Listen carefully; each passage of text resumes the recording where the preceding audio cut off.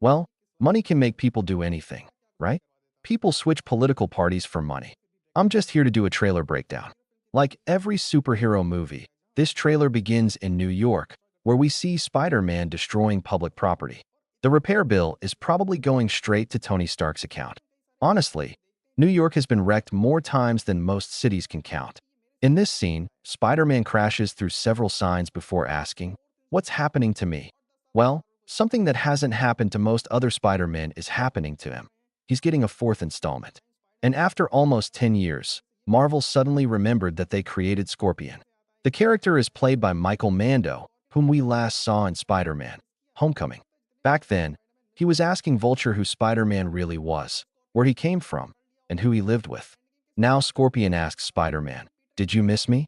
Honestly, if Peter made a list of people he missed, Scorpion would probably be at the very bottom. Scorpion captures Spider-Man and is basically ready to kill him. But suddenly Peter starts feeling strange. His eyes turn dark, and he says, "I'm losing my mind." Then he effortlessly throws Scorpion around. It seems like Peter's animal instincts are awakening. In the next scene, he even says, "I'm out of control, and I need to fix it." Later, after a long day, Peter does what every single person does before going to sleep: checks his phone. He watches MJ and his old friend Ned Leeds graduating from the Massachusetts Institute of Technology. Their graduation tells us that around 4 years have passed since Spider-Man: No Way Home. The two are live streaming on Instagram, and Peter is secretly watching. From a third-person perspective, that's actually a little creepy. Then we see Peter attaching web shooters to his wrists, but they don't seem necessary anymore because he can now produce web fluid organically. The question is, does it only come from his wrists or somewhere else too? Peter then visits State University, where Bruce Banner is teaching. Peter wants to know how Banner managed to suppress his mutation. Bruce shows him a device that helped him achieve that. The green device on Bruce's arm appears to keep the Hulk under control. But here's the question: why does he even need it? The last time we saw Hulk, he was Professor Hulk, calm, intelligent, talking normally, and wearing regular clothes. If you look closely, there's writing on the device, but it's too blurry to read. All we know is that it's glowing green, which suggests everything is working properly. Peter asks Bruce if there's a way to remove only the bad aspects of a mutation while keeping the good ones. Bruce replies, "Who are we to decide what's good and what's bad?" After their conversation, Peter goes web swinging, but it's a complete disaster. He crashes into birds, slams into a water tower, and eventually lands right in the middle of someone's wedding. The movie is basically showing that Peter hasn't fully adapted to his new organic web powers yet. But this raises another question: whose wedding is this?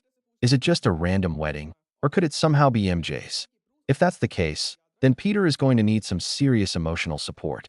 Bruce later asks Peter, "You're not one of my students, are you?" That line strongly suggests Bruce remembers all of his students, which means he's probably a good teacher.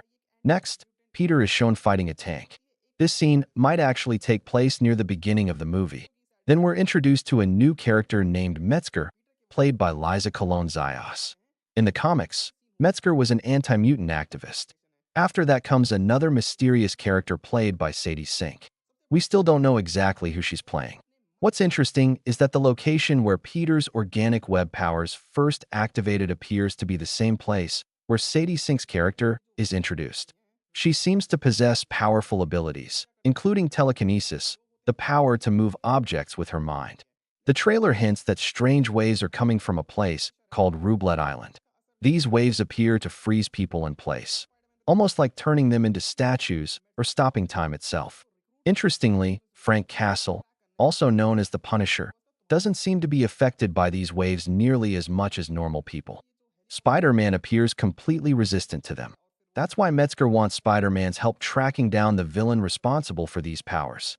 The helicopter sequence, where Peter swings behind it, crashes into birds, and lands at a wedding, all appears to be part of one continuous action scene. Later, Peter attends a house party hosted by MJ and Ned, who have returned to New York after graduation. One interesting detail is that Ned has once again become obsessed with figuring out Spider-Man's identity. The world now believes Spider-Man's powers are basically just advanced parkour skills. We also briefly see another character played by Imanis Fandi. It's still unclear who he's portraying. either an existing Marvel character or someone entirely new. One thing is clear though, Peter doesn't look happy about the situation.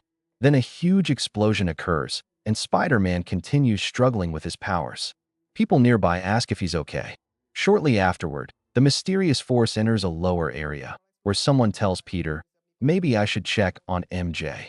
The obvious question is, how does this person know about MJ? Then we get a very cool shot showing Spider-Man's reflection on a city street. The entire sequence feels incredibly cinematic.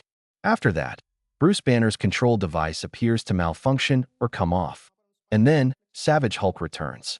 It's been a long time since we've seen this version of Hulk. What's especially interesting is that Banner starts speaking in the third person. The following shots strongly suggest that the villain forced Bruce to transform into Hulk rather than Bruce doing it willingly. That's happened before. Loki did it in the Avengers, and Scarlet Witch manipulated him in Avengers: Age of Ultron. At this point, everyone except Bruce seems capable of controlling the Hulk. Then we finally get Spider-Man versus Hulk.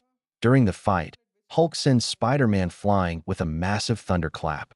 After the battle, Peter visits someone he probably shouldn't have visited, MJ. He knows she doesn't remember him after the events of No Way Home, but there's still a strange connection between them. Peter tells her, "You're in danger, and I need you to trust me." Surprisingly, she agrees almost immediately. Then we get a classic Spider-Man shot of him swinging through the city with his girlfriend. However, I don't think this scene happens immediately after the Hulk fight. Hulk has no reason to target MJ. He probably doesn't even know who she is. Peter eventually takes MJ to Frank Castle's hideout, which appears to be a castle-like compound. This location resembles the one featured in a previous Punisher short film. Peter tells MJ that he has to leave. During this sequence, we hear Aunt May's voice in the background saying, "All of this can be scary sometimes, but the people who love you because you're you." Now, logically, that doesn't make much sense because everyone has forgotten Peter. Nobody knows who he is anymore. Since Aunt May is gone, this voice is most likely part of a flashback, a memory, or perhaps a dream. Later, MJ tries to emotionally persuade Frank Castle to help Spider-Man. But we all know Frank Castle isn't exactly the emotional type. Then comes one of the biggest reveals of the trailer, the Hand. This mysterious army appears throughout the trailer, posters, and promotional material. Spider-Man fights them repeatedly, but we still don't know who they work for. Eventually, Frank Castle changes his mind and agrees to help. The trailer's opening voiceover returns and continues its message. Never forget, no matter how powerful you become. When combined with the earlier dialogue, the speech finally makes complete sense. Toward the end of the trailer, we get an emotional moment where Peter kisses Aunt May's grave and quietly says, "I miss you." The trailer closes with another glimpse of Spider-Man fighting Hulk. Some viewers thought Hulk looked gray in this scene, but that's simply due to the lighting. If you increase the brightness, he's clearly still green. So what did we actually learn from this trailer? Not much, honestly.